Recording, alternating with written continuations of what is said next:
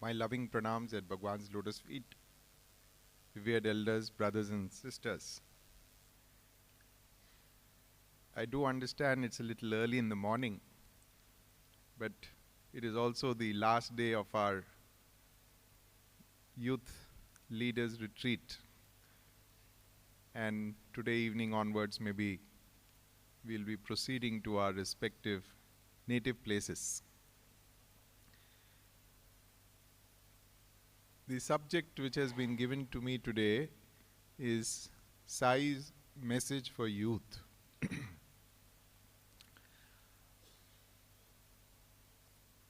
And let me begin therefore with Swami's own words. Of course, this is meant for everybody, but I think there's something for youth as well.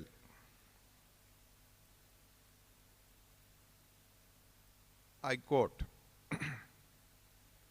"No matter where you go, always do your duty as you see it, and know that I will be there inside you, guiding your every step of the way.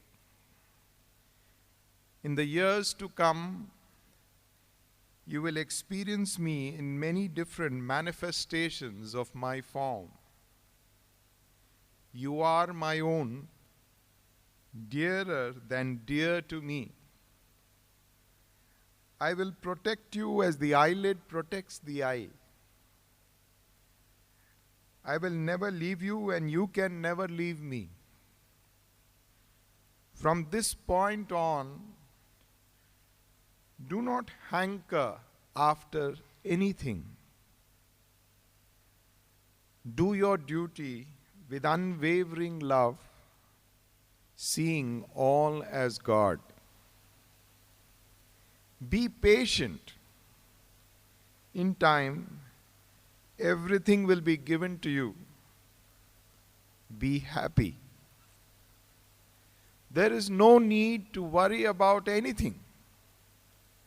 Whatever is experienced, whatever happens, know that this avatar has willed it so.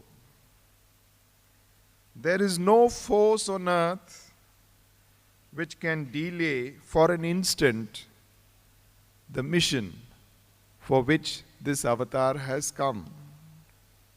You are all sacred souls, and you will have your parts to play in the unfolding drama of the new golden age which is coming."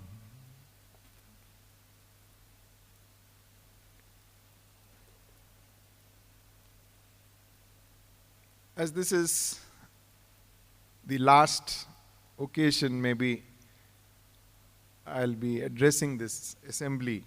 Maybe there's a Q&A session in the afternoon. I thought I'll wrap up my ideas of what my understanding is of Swami's message relevant for the youth. There are several gems of advice that Swami has given for our benefit. First, start early, drive slowly, reach safely.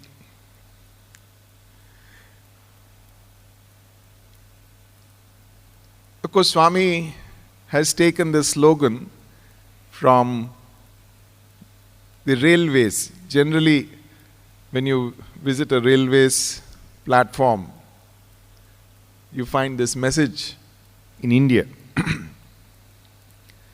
But why is it relevant for youth? It is said, some people feel, spirituality is something which you do after retirement. 60 years is over, then you will have lot of time to do all this. But at that point of time, when the body has become weak, when the senses have dimmed, your energy and enthusiasm is on a low. The hair has become grey. You're not able to walk without a walking stick. The teeth have fallen. At that point of time, what real contemplation you can do if you have not really started early? So Swami says, start early. Somewhere, devotion is a plant of slow growth. It doesn't happen overnight. It doesn't become a tree overnight. So start when you're young, when all your energies are with you. Maybe you will falter. Maybe you will, at some point of time, make some mistakes. Doesn't matter. Walk in the direction of the divine, and at some point of time, the progress will certainly accelerate, and the chances of your reaching the goal will be far more intense. So this is the first message I would like to leave with you. Don't think that there is always time in the world to do our spiritual act. Yesterday a beautiful imagery was given. Life is a block of ice. Every moment the ice is melting. The elders, Swami would say, in this journey of life, will get down in the platform early. Their platforms will come much earlier. It's the youth who will travel much longer, and they must catch the spark from the elders, their wisdom, their experience, and take it forward into their lives and into society.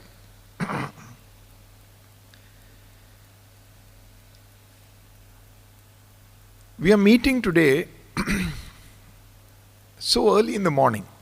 In fact, when the schedule was originally drafted, the early morning session was not there. I suggested the early morning is very sacred time for Swami.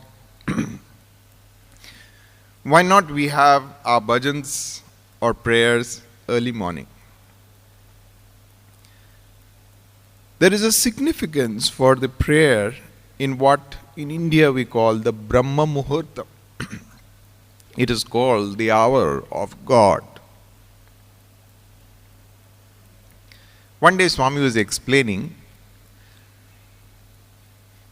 the difference of the prayer we do early in the morning and late or at any other point of time in the day. In a bank, he said, there are two kinds of accounts you open. The first is the current or savings bank account. And the other is called a fixed deposit. In a fixed deposit, you deposit your money for a certain period of time, and in general, you cannot withdraw the deposit till that specified period is over. Whereas in your savings bank account, you keep depositing, you can keep withdrawing as per your need. Swami says, the prayer that you do at other times of the day are like the savings bank deposit.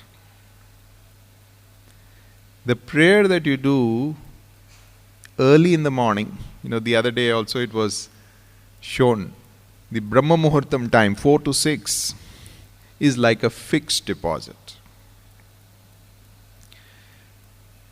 Whenever you need divine help, divine succor, whatever prayers you have done during the day, I will allow you to encash for your daily needs. But the prayer you do in the Brahma Muhurtam is special. I will not allow you to withdraw for any other purpose it is exclusively meant for your spiritual growth and evolution. So therefore, it's so important to meet early in the morning. I know it is so difficult for youngsters, and our schedule here has been quite tight as well. But this is an occasion for us to cultivate some habits which will take us far in life. In fact, in a day, you don't have to give too much of time. I do understand when we are young, especially when we are working, there is so much pressure of time. But can we keep aside 15 to 20 minutes? It's just that much of time. 15 to 20 minutes, this is Swami time. This is a time which I am not going to use for any other purpose. I will not talk to anybody. I will not give it to anybody. It is exclusively between me and Swami. And whatever you want to do, you want to think of Him, you want to sing His glory, you want to connect to Him, you want to read Sai literature, whatever. It is your way of communicating and being in communion with Him. In the mid-90s, Dharmakshetra, Bombay was celebrating its 25th anniversary.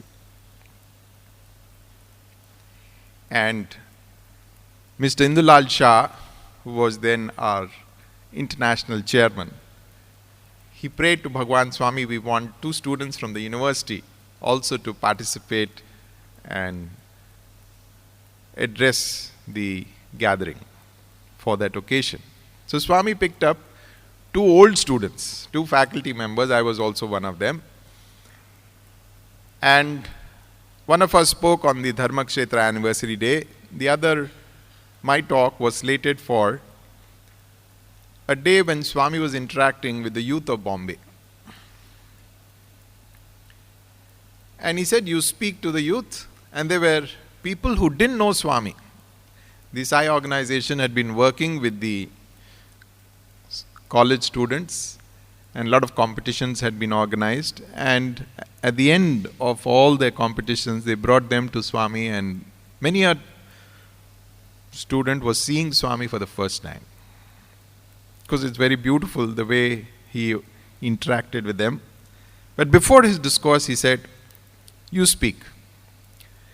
So I started highlighting to them the essentials of Sai education. And then at one point of time, I emphasized that in the Sai University, in fact the entire Sai education system, prayer is a very important, integral part of the daily schedule. Why? And this is a statement which I made on that occasion. I said, prayer is man's greatest strength and God's only weakness. Man's greatest strength and God's only weakness. And I looked at Swami. Swami was seated on his chair. I thought I had committed blasphemy. I was looking at his face. He just was looking down, didn't react at all. So I moved ahead and completed my talk. And the whole session ended. We went inside. And Swami walked into Colonel Jogara's room, which was adjacent to the room where we were staying, in Prem Kutir, Dharmakshetra.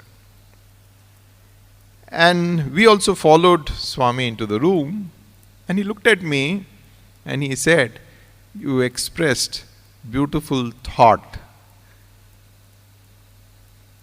Which thought? He had only 2 words, God's weakness. From that day, I publicly announced to my students, God has a weakness, and that is prayer. Many of time some students come to me, "Sir, don't speak like that. God has no weakness. He is perfect." I said, "It's true, He is perfect. But He Himself has acknowledged," this is my personal conviction and experience, an acknowledgement card which He gave me, that He also has one weakness, and that is the prayer of His devotee. To learn to pray is a habit which we have to cultivate from our young age. Throughout the schedule here, we have had bhajan, we have got suprabhatam, we have had, everything is a prayer. It's our means to communicate and commune with Bhagwan. So start early, drive slowly, reach safely. Keep aside at least 15-20 minutes a day to connect to Swami. Third gem of advice. Swami says, it was portrayed the other day, the end of education is character. What is character according to Swami? Character is self-control, sense control.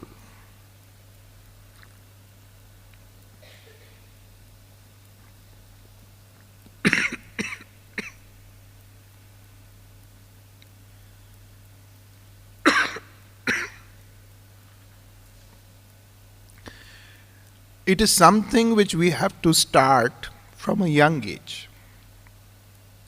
You may become the head of state of a country.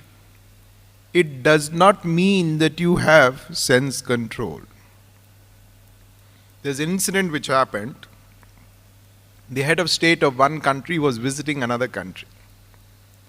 They had reached the airport of the other capital, and the aircraft was going round and round in the skies. Everybody was wondering, why is the dignitary not landing? But after some time, the aircraft went back to the home country. You know what had happened? The head of state was totally drunk, and his aides and the crew members did not want the whole world to know that their head of state is drunk and he is in no position to be presented to the world. He cannot come out of the aircraft. They just took him quietly back to their home country. Just being the first citizen of the country does not mean that you have character or sense control. When we are young, sense control seems to be a very big challenge. Swami has simplified it for us. He says, you have 5 senses. Your eyes, your ears, your nose, your mouth. 5 senses. 2 of them have shutters. God has given you shutters for them. The first one is the eye. The second is the mouth. If you are going on the street and you see something which is not desirable, shut your eyes. When you're walking on the road, look where your foot is going. It is not meant to be seeing everything that is happening around you. You will fall into a ditch. The second, he says, is the mouth. Shut your mouth. Open your heart. This is the advice once he gave to the students. Shut your mouth. Open your heart. 2 senses which he has given us shutters. He said, concentrate on them. If you are not comfortable handling all the 5 together, handle only 2 of them. Supposing somebody says, I find it very challenging even to control these 2, then choose only one. and the king of all senses is the tongue. His first Maha Mantra for students and for youngsters is talk less. If you ask me, after so many years of my completion of education in the university, what is the most priceless advice that Swami ever gave me, I will say it is talk less. Most of the problems of our society, interpersonal relations, will be solved if we talk less. What does that mean? There are 4 sins which the tongue is prone to. First, to talk too much, over talking. Second, telling lies. Third, criticizing others. And fourth, carrying tales and spreading scandals. These are 4 sins which the tongue commits. When you talk less, all the 4 automatically get reduced.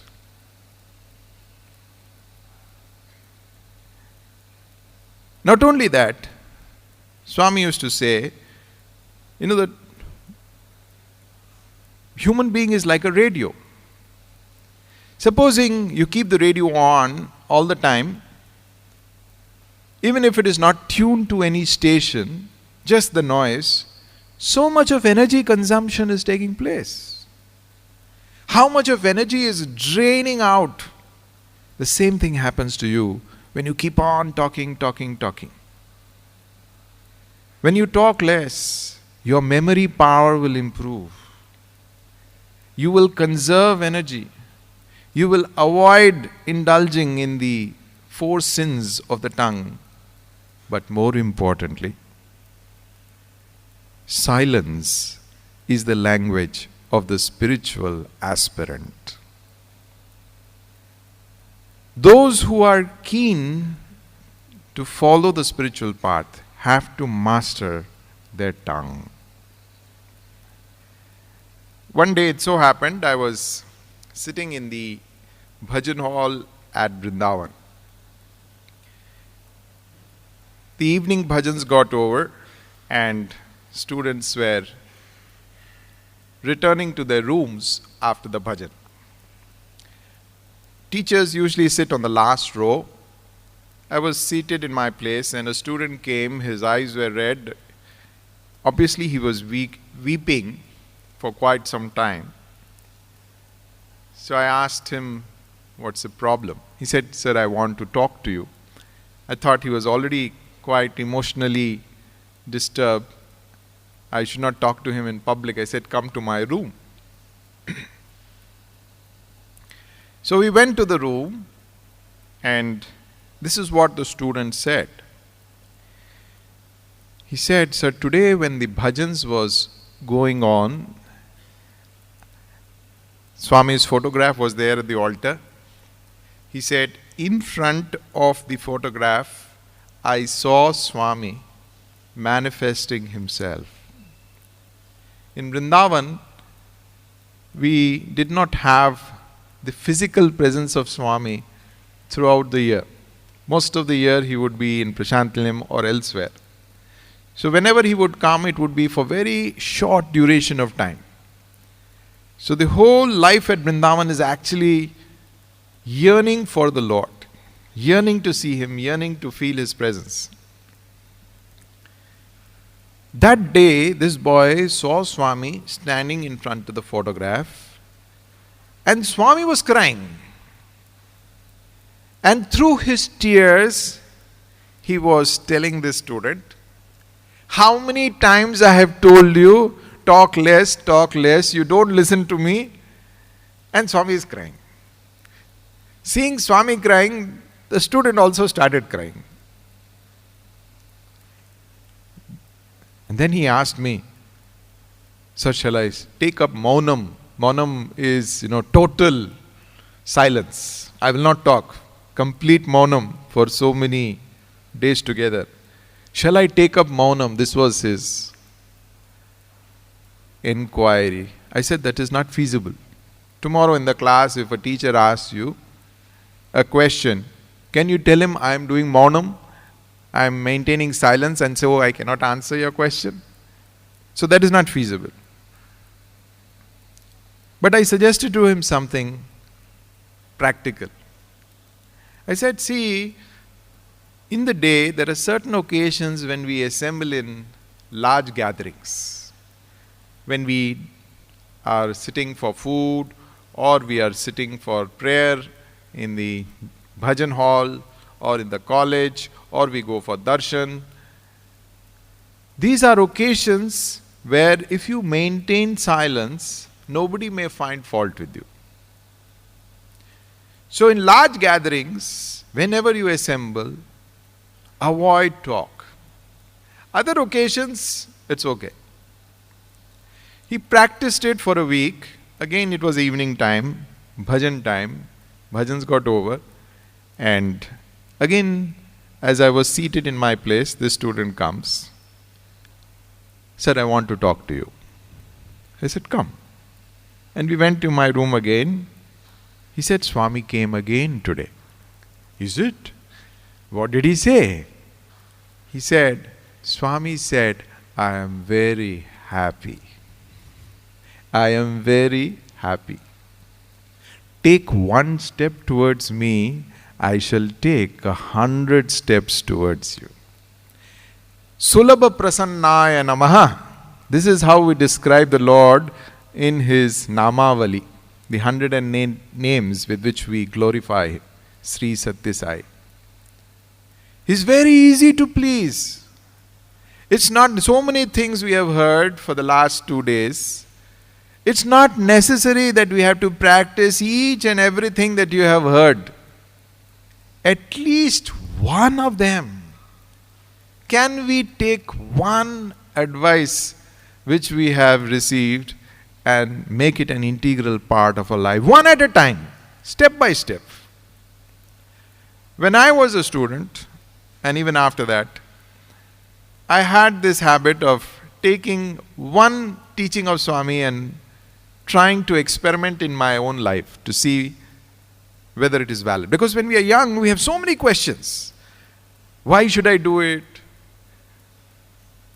Is it really going to help me?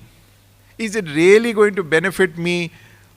All these questions will be answered only if you start practicing. One day,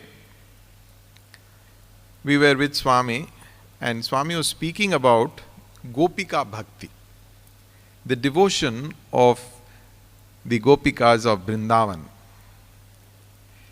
And he said, the highest form of bhakti is the Madhur Bhakti.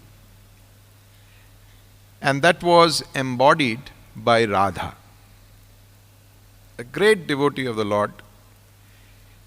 You know what is the essence of Radha Bhakti, Swami said?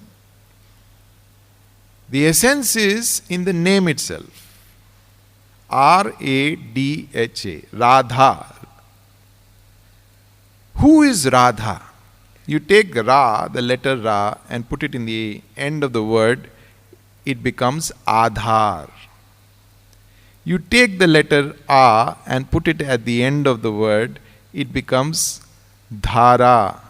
You take Dha and again put it at the end of the words, it becomes Aradha. So Radha ka Adhar, Dhar Aradhana. The quintessence of Radha's devotion was that it was a continuous stream of contemplation of God, of Sri Krishna, of the divine. And then Swami said, if any one of you at any point of time practice this devotion, I will know. I will know. This happened in Kodaikanal. A few weeks later, we were back in Vrindavan. It was Buddha Purnima Day, 20th of May, 1989. In those days, we used to stand outside Trei Mandir waiting for Swami's darshan. And the time that he would come out would be any time between 3 o'clock and 6 o'clock. So you have to go there early and wait for him. And hours together you will be waiting for him, and everybody would be standing. And so I was also in that group. Not many people were there, 100 people maybe. And with nothing to do one day, I thought, why not try this particular teaching which Swami has said? He said, I will know what you are up to. So I started thinking of him and continuously thinking of him. And almost 2 hours passed. Suddenly there was some noise at the door opened, and Swami came out. Usually he would come down the staircase, and then he would walk past us and go into the Sai Ramesh hall, give darshan there. That day, he didn't come down the steps at all. He was standing on the landing of the steps. He looked straight and he pointed like that and he called out a student. And I was standing in the corner of the whole group. He then looked in my direction and he pointed like that and he said like that. So both of us ran and landed almost at the same time at his feet. Swami said, the director of some UNESCO or some international agency is coming today, and I want you to come and arrange tea for him. So he called us inside and then gave us instructions. The gentleman came. Of course, he had just had lunch. He didn't want to eat anything, so he had only juice. We served juice, and all that happened. So much food was left. Swami said, now you only have this. It will all go waste. So apparently he had called us to serve, but we ended up eating all the snacks ourselves to the extent possible, 2 of us. And then after everything was over, I returned to my room in the hostel. And then it dawned on me what had happened. I was practicing and actually trying to validate what Swami said. If you think of me continuously, I will know. So I was thinking of him. I said, will Swami know? And that was his way. Out of 100 people, why he called the other boy, I do not know. Why he called me, I certainly know. He wanted to give me an acknowledgement card. You were thinking of me. This is my acknowledgement card. If you have the aspiration to connect to him, it is my experience. God has got 101 ways of connecting with you. I think this is the most important thing we should carry back with us from this retreat. Let us never ever feel that Swami is not there. I cannot feel it. I dare not feel like that. He will not allow me. All the time, every action, even when he was there with us, even your thoughts he would scrutinize. There have been occasions where he has scrutinized even the dreams which I have. Whatever thoughts I had in my dreams also he has scrutinized and said, this is it. I know I am there with you in all the planes of existence. The Jagrat, the Swapna and the Susupti. The awakening state, the dream state and the sleeping state. In every state of existence, he is there with us. That kind of conviction is required to do his work. I was highly amazed by the enthusiasm of our youth and the kind of programs that they are contemplating. It's something wonderful. Don't question your own capacity. It is God's work. Even if we make a few mistakes here and there, if your intention is good, He will correct you. He will guide you, He will inspire you, and He will take you forward. And please remember, see, all the service that we do, please remember, it is not that work which is important for Him. That work is not important. What is important is what the work has done for you. What impact the work or the seva or the prayer or the bhajan or whatever has done to you. That is important. Once in Vrindavan he was addressing, he said, I don't want your bhakti. I want your transformation. And this is how I interpreted this to the student, because something very surprising. Swami saying, I don't want your devotion, I want your transformation.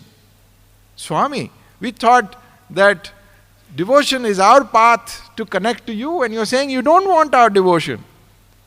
So this is how I understood and interpreted it to our students. I said, what Swami means is that devotion which does not lead to individual transformation is not true devotion at all. It's only an illusion that we are devoted to Him. It should transform you from within, not that externally you will look different. You will look the same. You may be just the same individual, but what happens within you is going to be something totally different. And only when there is individual transformation can we take it forward to society and initiate social transformation. So, our duty is therefore to remain connected. The retreat is an opportunity to connect to Him. A few weeks ago we had a summer course in Indian culture and spirituality for our university. At the end of it, everybody was so delighted. There was so much of positive energy which was generated, and the same I feel here. How much of love, how much of sharing, how much of bonding, is taking place through a simple thing like a retreat. It's our opportunity to remind ourselves and to connect to Swami, connect with each other, and through that process, not individually. We can be in our homes and be so devoted and live Swami's teachings, wonderful, but the need of the hour, that was what is emphasized yesterday, the need of the hour is not enough to do individually. We have to get together. The spiritual brothers and sisters have to get together and do together. And this is how Swami would explain to the students, you have A and you have B, a simple equation from mathematics. And you double A, it becomes A square. You double B, it becomes B square. But if you take A and you take B and you put it together, and A plus B, and you do whole square, it becomes A square plus B square plus 2AB. You get an extra quantity called 2AB. That is divine gift. You benefit personally, and you benefit even the people who are around you. That is how Swami wants us to live our lives. And if we walk on this path which Swami has shown us, His assurance is there. I am in you, around you, above you, below you. And once when I mentioned this to the students in his presence, Swami corrected me. He said, I am with you. I am with you also. He didn't, want me to leave the statement incomplete. I am with you, and you will experience that. It's been a wonderful opportunity to interact with all of you. For me personally, it's a miracle that I don't go even to Bangalore city, and I have come all the way to Bali. It's something very, very